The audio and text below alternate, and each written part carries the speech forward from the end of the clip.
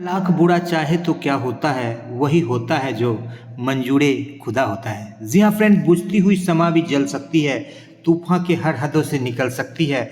हिम्मत रख, हौसला मत हार मेरे दोस्त, तकदीर किसी भी वक्त बदल सकती है। जी हाँ फ्रेंड, तो कई सारे शिक्षक अभ्यर्थियों का तकदीर बदलने के लिए फिर से एक बार पार्ट 2 में के पाठक जी आ गए हैं। टीआरई 1 के कई सारे शिक्षक अभ्यर्थियों का तकदीर इन्होंने बदला है।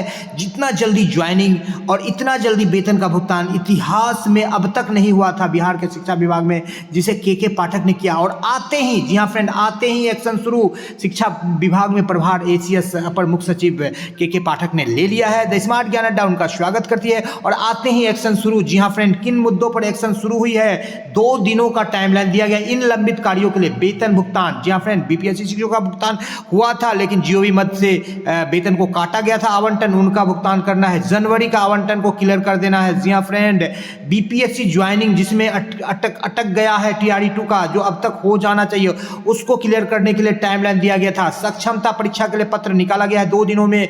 ई शिक्षा पोर्टल पर जो अप टू डेट करना है, सप्लीमेंट्री रिजल्ट को जारी करने के लिए भी 2 दिनों का टाइम लाइन दिया गया है। तो चलते हैं अगले स्लाइड पर और देख लेते हैं क्या कुछ अच्छी खबरें निकल रही है शिक्षा विभाग में एसीएस अपर मुख्य सचिव के पाठक के आने के बाद। जी हाँ फ्रेंड, चलते हैं अगले स्लाइड पर और देख लेते हैं क्या कुछ खबरें निकल रही है। सबसे पहले आप देख लीजिए कि ये पत्र जारी किया गया है प्रभार प्रतिवेदन के रूप में। जी हाँ फ्रेंड, जैसा कि आपको दिखाया गया था द स्मार्ट ज्ञान अड्डा कि हजारीबाग के जो है जिला विकास आयुक्त किस तरह से प्रभार लिए थे। तो मैं के पाठक भारतीय प्रशासनिक सेवा 1990 आज दिनांक 19/1/2024 के अपराह्न में अपर मुख्य सचिव शिक्षा विभाग के पटना के पद का प्रभार स्वतः ग्रहण करता हूं।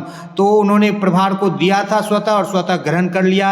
इसमें सीएम नीतीश कुमार की बड़ी भूमिका रही और सीएम नीतीश कुमार के साथ इनका लाइजनिंग काफ़ी महत्वपूर्ण है। तो बिहार के बहुचर्चित आईएएस 11 दिनों की छुट्टी के बाद अपने पूर्व पद पर आ गए हैं और अवकाश में जाने के बाद ऐसा अटकलें लगाया गया था कि वो बिल्कुल त्याग पत्र दे दिए थे। लेकिन कई सारे घटनाक्रमों के बाद काफ़ी सारा वीडियो वायरल हुआ, रहेंगे नहीं रहेंगे, चंद्रिक आएंगे, आनंद किशोर आएंगे, लेकिन सभी चीज़ों पर विराम लगाते हुए के पाठक फिर से एक बार पुनः 31 जनवरी की छुट्टी होने के बाद फिर वो 19 जनवरी को ही ज्वाइन कर लिया, जैसा कि आपको बताया गया था। कल ही मुख्यमंत्री के पाठक से मिले थे। जी हाँ फ्रेंड, अब यहाँ पर देखिए उनका एक्शन आते के साथ ही एक्शन शुरू हो गया है और यहाँ पर आपको दिखा देते हैं कि सभी जिला का कार्यक्रम पदाधिकारी ई शिक्षा कोष पर डाटा अप टू डेट करने के लिए यहाँ पर जो है सभी प्रधानाध्यापक ये को कार्रवाई करने की बात कही गई है। ये तो रोहतास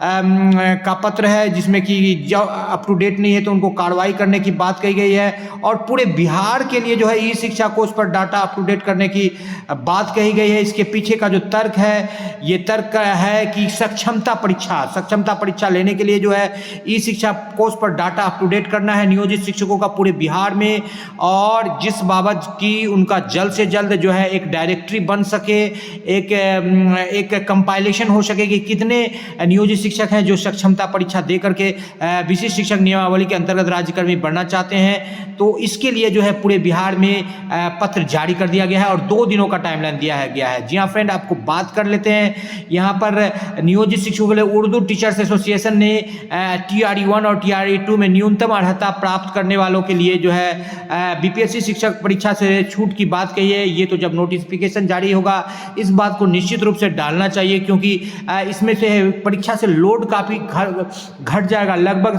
60-70% शिक्षक ऐसे हैं जो न्यूनतम अर्हतांक को प्राप्त कर लिए हैं। यहाँ पर दिखा दें सभी जिला शिक्षा पदाधिकारी को जो है यहाँ पर पत्र दिया गया है। विद्यालय में मेधा सॉफ्ट पोर्टल पर वित्तीय वर्ष 23-24 के वैसे छात्र छात्रा जिनका नामांकन रद्द है को चिन्हित करते हुए विभागीय पत्रांक 1046 6/11/23, पत्रांक 1124 22/11/23 और पत्रांक 1117 7/70 7/12/23 और दिनांक 13/12/23 के पत्रांक इतना के तहत उन पर जो है कार्रवाई करने की बात कही गई है। जो भी डीपीओ जिनके जिला में भी ऐसे छात्र जिनका नामांकन रद्द है और उनका मेधा शोध पर अप टू डेट नहीं है तो उनको उन पर कार्रवाई की जाएगी। जी हाँ फ्रेंड, सक्षमता परीक्षा के लिए 2 दिनों का टाइमलाइन दिया गया है और ऐसे शिक्षक जिनके पास मैट्रिक अंक पत्र, मैट्रिक के प्रमाण पत्र, +2 के अंक पत्र और डीएलएड बीएड जो भी है अंक पत्र, प्रशिक्षण का अस्थायी प्रमाण पत्र, दिव्यांगता या ईबीसी या जाति प्रमाण पत्र नहीं है, इन लोगों को आप बनवा लीजिए, इसका आपको जरूरत पड़ेगा। जी हाँ, फिर हम स्वतंत्रता सेनानी से ताल्लुक रखते हैं तो उसका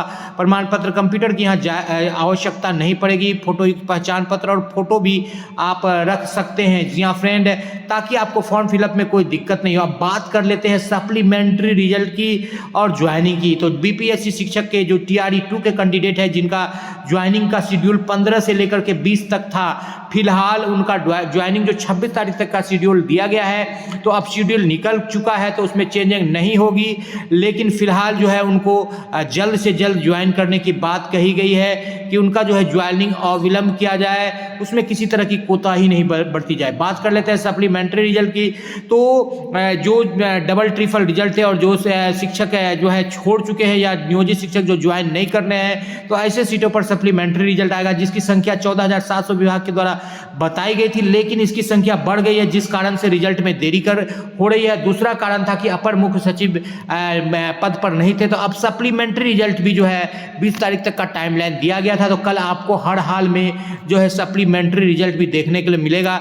जनवरी का आवंटन भी आपका दरवाजा खटखटा रहा है, 26 जनवरी से पूर्व मिल जाएगा। बीपीएससी शिक्षकों के लिए ज्वाइनिंग फिलहाल अभी कुछ शिक्षकों को विद्यालय में ट्रेनिंग के लिए भेजा गया है, कुछ शिक्षक बाइट डाइट में ट्रेनिंग कर रहे हैं, क्योंकि बाइट डाइट में मात्र 6400 शिक्षकों की ही ट्रेनिंग हो पाती है एक चरण में। तो यहाँ पर जो है बीपीएससी शिक्षकों को ज्वाइनिंग के लिए भी करार निर्देश दिया गया है कि किसी तरह की कोताही नहीं की जाएगी, उनको भी जल्द से जल्द विद्यालय आमंत्रित किया जाए। जो भी आपके जिला में जो भी शेड्यूल हो, जिनका रैंडमाइजेशन करना है, उसके बाद उनको मिल जाएगा। जी हाँ फ्रेंड, तो इस तरह से के पाठक के आते ही जो है उनका एक्शन शुरू हो गया है और वो एक्शन मोड में है और उनके आने से कई सारी समस्याओं का समाधान होगा। और बीपीएससी से बहाल शिक्षक ऐसे विद्यालय जहां पर नवनियुक्त शिक्षक गए हैं और वहां पर उत्क्रमित उच्च माध्यमिक विद्यालय जहां पर पूर्व से एक भी शिक्षक नहीं थे, ऐसे विद्यालय में शिक्षक नहीं थे उत्क्रमित उच्च माध्यमिक विद्यालय में, तो उनको प्रभार देने की भी बात कही गई है। तो यहाँ पर कई सारे